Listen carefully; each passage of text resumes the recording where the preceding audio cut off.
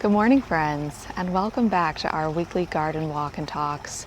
It's currently mid-July here in my South Central Pennsylvania garden, and Rocky and I want to give you a tour of what's in bloom in mid-July. We have new rose lilies in bloom, new oriental lilies in bloom, and even some gorgeous Lisianthus to look at. So let's start right here in the main flower walk, and we'll take a look around every single garden today. Let's start on the left-hand side of the flower border. I did add in 2 new hydrangeas this week. This microphylla hydrangea is called Let's Dance Rhythmic Blues. It's currently a beautiful pink hydrangea, and once it settles into my soil and has a season in the ground, it will bloom blue. I think the star of the show in the main flower walk this week are these gorgeous rose lilies. This is Rose Lily Samantha. It has the coloring of stargazer lily without any pollen, 2 layers of gorgeous ruffled petals, and it just looks like a stunning bouquet coming right out of that catmint.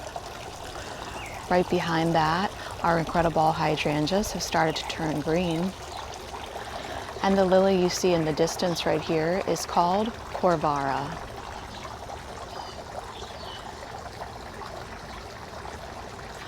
The dahlia I'm breeding and hopefully bringing to market very, very soon is Saving Grace. You can see we have that lovely 9-bark coming back to life in the background. We had to do a big chop on that particular 9-bark. I love the view in between these serviceberry trunks. It really frames the Rose Lily Samanthas just so beautifully.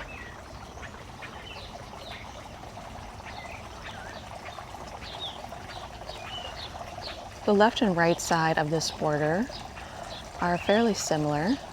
I'm repeating a lot of the same plants on both sides. The impatient that I'm using this year is a sun patient, just a lovely purple sun patient. Let's get a really nice tight close-up on Rose Lily Samantha. You can see we have some June bugs in the garden this time of year, even though it's mid-July. They always like to hide out in the rose lily petals.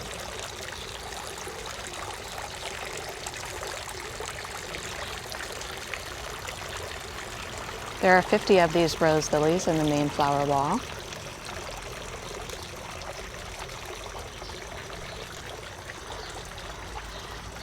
This week we added in Rockin' Blue Suede Shoes Salvia, and I'm happy to report that I saw a hummingbird the exact same day that we added these into the garden.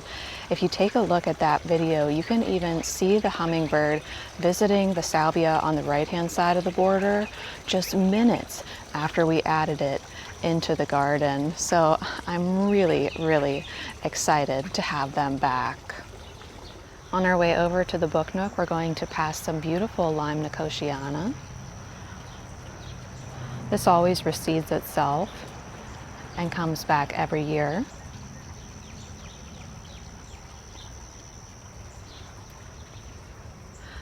Let's take a look at the Booknook and the raised bed gardens before swinging back through the hydrangea room and over to the driveway garden. I am so happy with how the Booknook is looking. The incredible hydrangeas have turned that beautiful lime green color. They're putting out a few new white blooms. And in the back, we have a whole bunch of Panicle Hydrangeas starting to bloom. We've got Limelight, Strawberry Sundae, and then 3 little limes. Oh wait, no, not little lime. Limelight Prime, right here in the corner. So those are masking the fence really nicely. And it is starting to feel like a wonderful hug here in the Booknook, which is what I was really going for. Some people have been asking me about how the chocolate cosmos were doing. I have one over here that I can show you. I don't think I would grow these again. I had no idea that the blooms were so incredibly small. Unfortunately, I'm just not impressed with this, and I'm also not getting any chocolate fragrance.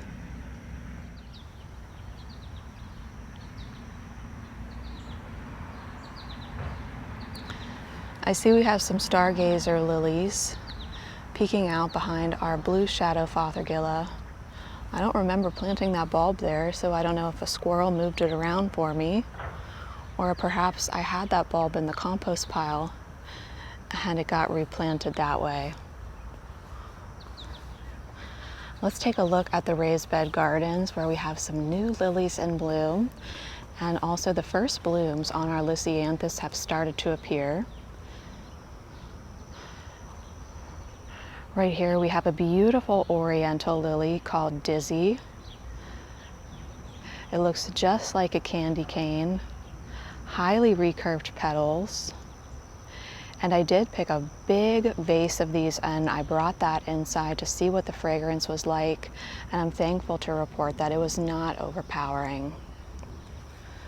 I think the last time you saw the raised beds, I had my watermelon just sprawling on the bed and falling over the sides of this raised bed, but I decided to put one of these 8-foot trellises in the center of this bed and train the watermelon up that, and then I'll only leave a few watermelons to develop, and I'll get some of those slings to help them hold on to that trellis without breaking. Let's swing over to the bed of Lisianthus, where the Celeb 2 metallic blue have started to push their first flowers.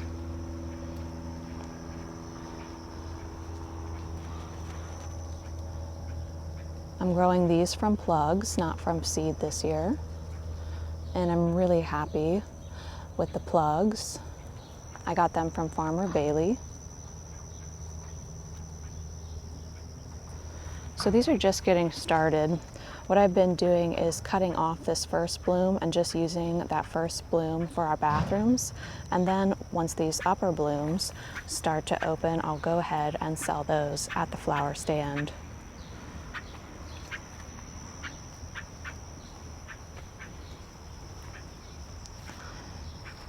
So half of this bed is the Celeb 2 metallic blue, and then half of it is a brown Lisianthus. That one is a little bit further behind. The cucumbers have gone wild. I clearly did not thin those well enough. But I really do love the view from back here. Just looking past this bed of Lisianthus, seeing the Dizzy lilies in front of that first raised bed. It's really nice to have the combination of cut flowers, vegetables, and herbs growing together. I need to come back here and do a big basil harvest and make some pesto. And we do have some eggplant back here. I wanted to position the eggplant in between two basils to see if that would help with the flea beetle. So far, so good. I'm seeing a little bit of flea beetle damage, but nothing like what I've seen in the past. I feel like the main failure this year with the vegetable garden is this Malabar spinach. On the package it says it's supposed to grow really quickly, but it's barely growing at all. And I have no idea what I'm doing wrong there. The interplanting of corn, squash, and sunflowers is doing really well. I'll swing the camera around in 1 minute, or actually, I think I can just scoot in here with you and show you some of the squashes. Got a spaghetti squash right here. I had a request to see the peanuts a little bit closer, so here's what the peanuts look like. This is my first time growing peanuts. From what I've read, they flower and then those flowers dip down and go back into the ground and form the peanuts.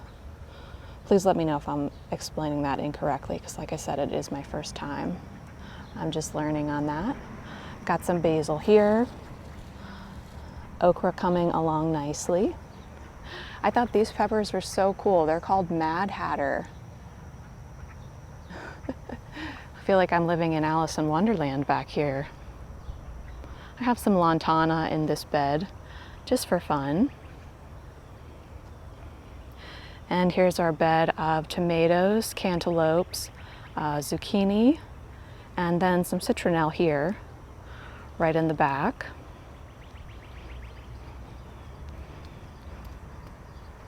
It's a full-time job keeping up with the zucchini harvest. And the bees are having a grand old time helping us out, getting more and more zucchini by the day. I'm pretty sure we have a cantaloupe in here that I can show you. Oh, there's one in here.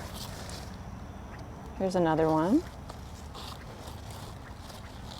That's just one cantaloupe in this 4x8 raised bed,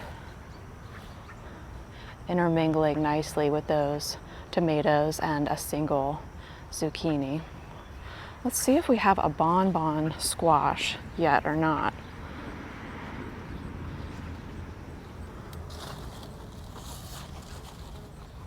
Either we don't have any yet, or I'm just not seeing them. But I had never heard of the bonbon squash before, so I definitely wanted to give that a try. This is another area that I'm getting ready to pull out and replant for fall, just with sunflowers. We took a look at that gladiola last week. This week we have a really gorgeous one that's called the Great Queen Elizabeth. I can't get enough of this gladiola. I love the peaches, the apricots, the yellows, the creams. It's just stunning, and as you can see, the June bugs appreciate it too. A few of those fell over, so maybe we can grab some snips later today and bring those inside. Nothing much has changed in the hydrangea annex.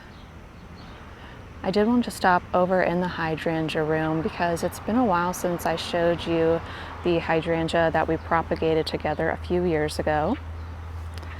And here it is right here if you watch my hydrangea propagation video. And of course, just as a disclaimer, you only want to propagate hydrangeas that are not under plant patent. But I did want to show you that I would say this hydrangea is about 3 feet tall after 3 years' time. This week I decided to deadhead a lot of my Invincible hydrangeas in the hydrangea room in the hopes of getting them to rebloom in their lovely pink colors in late fall. So we'll see how that goes. But it's definitely more of a dusty and relaxed feel here in the hydrangea room now that we've lost the pink from Invincible Spirit, Invincible Mini Mauvette, and Invincible Ruby. And we just have a few miniature dwarf microphylla hydrangeas keeping that pink color going.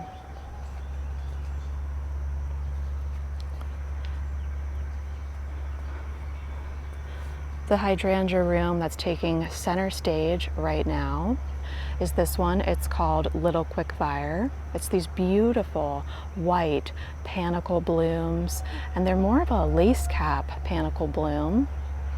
It blooms a lot earlier than Limelight or Limelight Prime.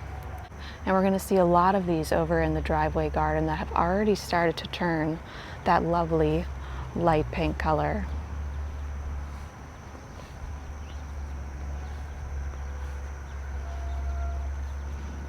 Speaking of hydrangeas changing color, Gatsby Gal is already starting to take on some fall color.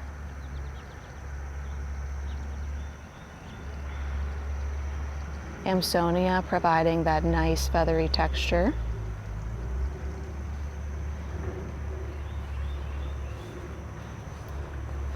If we traveled back down the main flower walk and to the driveway garden, we can stop and see a few more dahlias, specifically Cafe au lait royale, which I have right behind this vase of dizzy lilies. Here's another saving grace dahlia on the left-hand side of the border.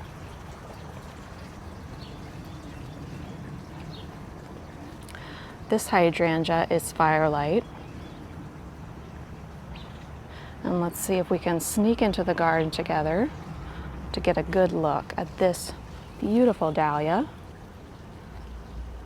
Cafe au lait royale. Isn't she lovely? A few foxglove blooming right next to us. And if I turn the camera this way, you can see where we started our tour today. The new things that are blooming in the driveway garden are stargazer lily, Roselilies, muscadet lily, and I do have basilica lily, but it's not looking so great for some reason. Here we have the always beautiful and classic stargazer lily. There's a lot of catmint and alliums in this garden, and we'll have another nice show of the perennial allium serendipity in, I would say, about 2 weeks' time. This is a younger little quickfire hydrangea. I think we have 3 of these in the garden. And so this is what the little quickfire hydrangea looks like in my garden after only 1 full season in the ground. The knockout roses continue to push new blooms. And the white Christmas caladium corms that we found in the basement are starting to make a beautiful appearance back here.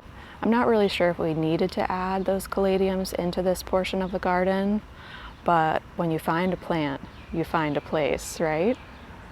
There's a Casablanca lily. Another little quickfire. And lots of serendipity alliums yet to bloom. This rose lily looks almost identical to Rose Lily Samantha, but it's Rose Lily Tatiana. And then right here we have Rose Lily Editha. I only have a few of those left because I love cutting them and putting them in arrangements. Here's a new lily that I'm growing for the first time called Muscadet. It's getting a little wild looking here in the driveway garden. But I do like a little bit of wildness and a little bit of fluff. But I think I could probably still edit some things out. I did accidentally miss a Casablanca lily as I was deciding to eliminate those from the driveway garden this year. The Kousa dogwood holds the flowers for so long. Let's head up to the front of the house so I can show you how the Insta-hedge is looking. Here we have some of the Insta-hedge boxwood. I got, I think, 8 extras just in case anything ever happens to the ones in the front. I have extra here, and they're framing out this really, really old limelight hydrangea that I've had for probably, I don't know, 19 years. I dug that up from our old house before we moved here. Sorry, I do need to blow off the porch. You see I have some potting soil here that I need to take care of, but I did want to show you that this is where all of those lovely peach begonias ended up that were in the main flower walk a few weeks ago. They're much happier up here. So even though the tag said they could take some sun, they really are much, much happier in the shade. So here we have our gorgeous hedge of incredible hydrangeas and the Insta-hedge boxwood in front of all of that. This is a cool plant that I got from my grandma's house after she passed away. It's called Lords and Ladies. And what happens is that this really beautiful foliage emerges first, then a flower appears that looks like a peace lily. The flower kind of drops away and the leaves start to fade. And then these really cool orange berries show up. They're green right now, but they turn orange in the fall. You can kind of see one turning right there. Last year we saved a lot of purple hyacinth bean vine seeds, and I went ahead and stuck them along the fence line, and I've been trying to weave them in and out of the fence. They're doing a little bit better over here than they are over here. Maybe I didn't plant enough seeds on this side of the Mayflower walk. Well, it's just such a beautiful week in the garden, friends, with all of these gorgeous rose lilies in bloom. Thank you so much for joining me for another garden walk and talk. I cannot express to you how much myself and my family appreciate you watching these videos. Until next time, I want to wish you a wonderful day out there in your gardens, and I'll see you sometime real soon. Bye, friends.